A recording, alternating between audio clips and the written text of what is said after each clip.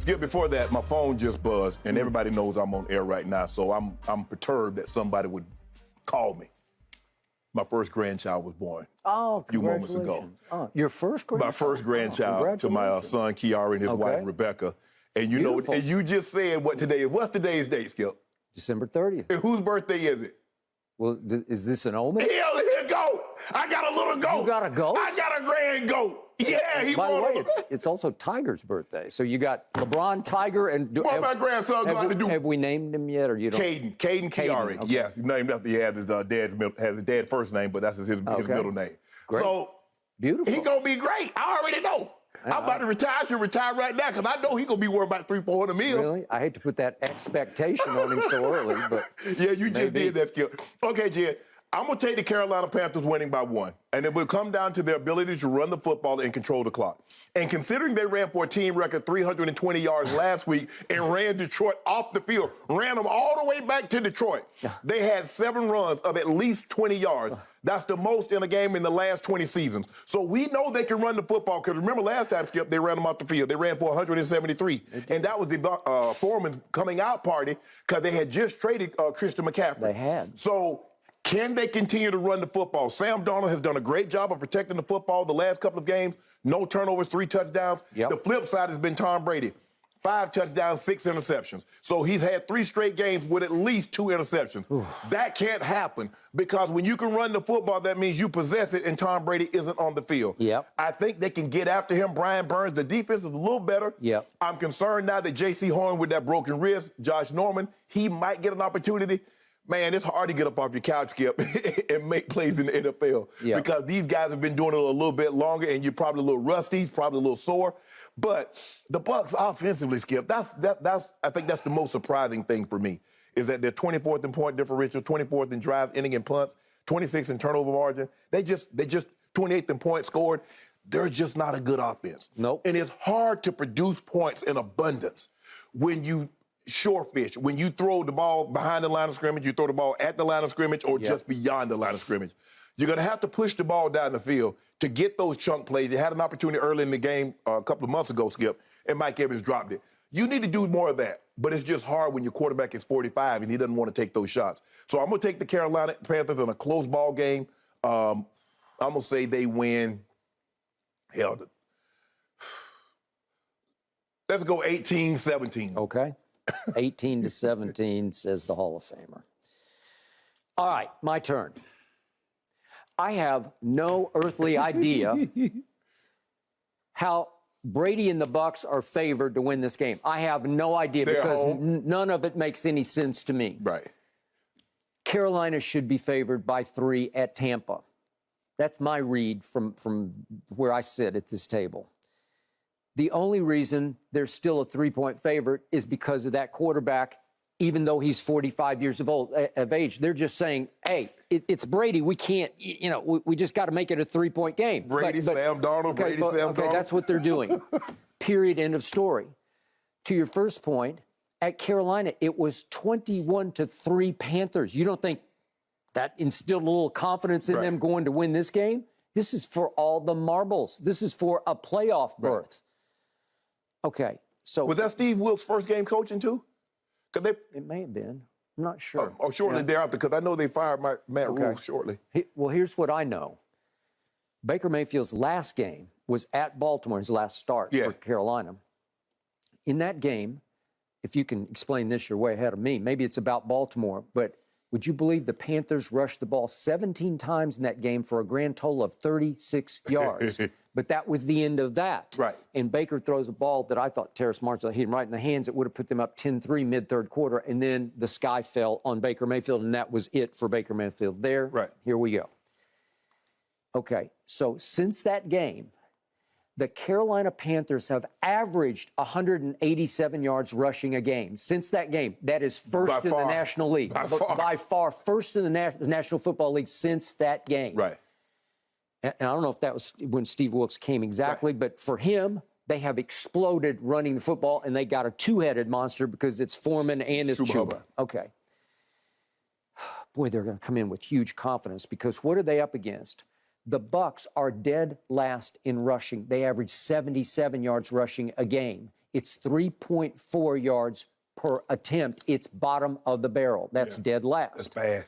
The offensive line is an iffy shambles because both the tackles are hurt, and I don't know if either is going to play. They may try to go. I don't know if they can finish the game or not, but both Donovan Smith and Tristan Wirfs are beat up. They got big injuries. They tried to practice. They were limited. I don't even know if they're going to be able to play. And obviously, they're down Marpet and Kappa and Ryan Jensen in the interior, even though Ryan Jensen has returned to practice, but he won't be able to play until if they have a playoff game, and I'm a big if on that. Right. Okay, Bucs receivers are graded by Pro Football Focus the 22nd best receiving core in football because obviously Brady misses Gronk, Brady misses Antonio Brown, Brady has missed a whole lot of Julio, who just hasn't been able to stay healthy because he's played 327 snaps on and off through the whole year. It's by far his career low in snaps because he's not healthy and he's not practicing with a bum knee. Well, so it's hard to develop chemistry when you don't practice. All right. So you're up against it. And to your point, in New England, I used to say Brady come out an hour before the game and say, you three from Dorchester, come down here. I need you to put the pads on. I'm going to throw you footballs in this game. They made it work because they did have they cobbled together a pretty good running game in New England every year where it was credible. Right. It was by committee. Yes, but it was by committee. But if you dared them, they would run you off the field because Brady didn't care. If Belichick said, tonight we're just going to run it and run it and run it, they just ran it. Okay. So they don't have that because when they try to establish it early, it goes nowhere because the offensive line can't win. So now Brady's really handicapped because when he tries to go play action like he did in New England, it's phony. It's like fake. It's fraudulent, and nobody is buying play action because nobody's afraid of their running game. Flip it around to the defense. Pro Football Focus is grading the defense right now 18th best. It's middle of the package. Slightly above average. Okay. It's 21st. Well, below it, slightly below average. Below average, yes. It's 21st against the run. And against these guys, are you kidding me? You don't think they're licking chops right now? It's 28th in graded pass rush because they don't have any pass rush. No. Shaq Barrett was it, and he blew out his Achilles tendon. And now everybody else has been hurt or ineffective.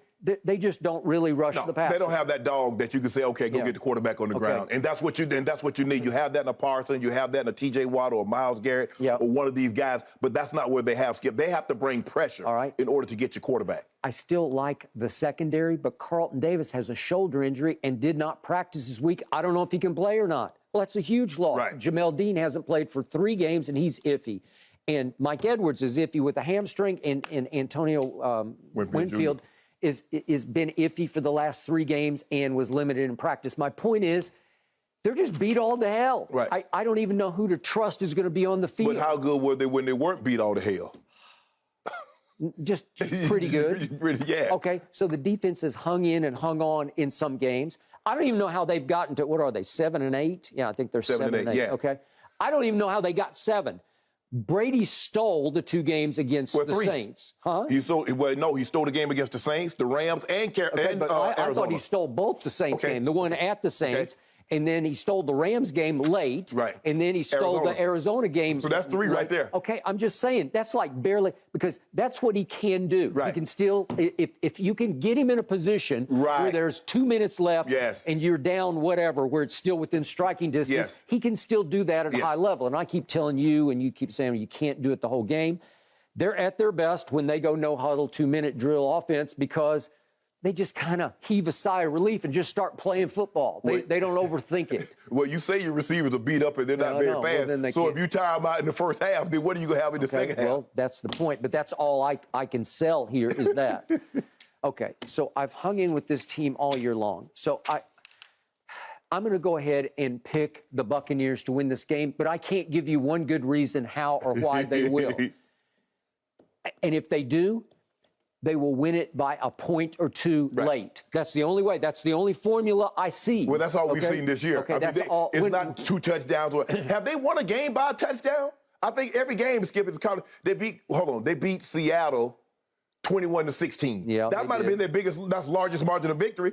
They beat Atlanta pretty soundly. They beat Atlanta by 3, right? Not 3 sure. or 4. Oh, remember it came. Grady Jarrett was right. And they ran the clock out. The point, they don't beat anybody. Right. They can't beat anybody because the truth is that they're just an overall bad football team playing bad football. Right. That's all I got. Right. So I'll pick them. I don't disagree with your pick or your score, but I'll reverse it. I'll say it's 14-13 because Brady's going to pull a rabbit out of his helmet at the end of the game because that's the only way you're going to do it. If I were a betting man, I would take the 3 points because there is no way Tampa is going to win by more than 1 or 2 points. I just don't see it. Right. Maybe they could win by 3 and you'd have a push here, but I would feel pretty good about myself if I took the 3 points because Carolina is playing very good football. They are. For a coach who better get this job. He better get this. How can he not get this job? Steve has done a great job. Like I said, I know him, Skip. He used to be the head coach at Savannah State. So I forgot about that. Yeah. Oh, he was God. the head coach at Savannah State. And you know what? Every time I watch him speak, I'm impressed. Yeah. He commands the interview session. Right. It's like he's in charge. When I watch Matt Rule, he never was in charge. He felt like some guy who had just walked in off the street and said, "Can I coach?" Seriously. And you hear the skipper, you hear the guys saying, "We're playing for Steve. We want him to get this job." Well, they shouldn't. And you know, well, we'll see how he does. If he does well, we'll consider it. Okay, we'll see, David Tepper, because your team has played better, and since he's had this job, than they had at any point in time in which Matt Rule had this job. Okay, so somehow the Tampa Bay Buccaneers have a chance to win a game and win a home playoff game. Right. It's almost inconceivable. I don't see how they win. I don't see how they. Man, Skip, if they beat the Cowboys, because I do believe the Cowboys are going to be the 5 seed. Yep. If they beat the Cowboys, you should get you a new team.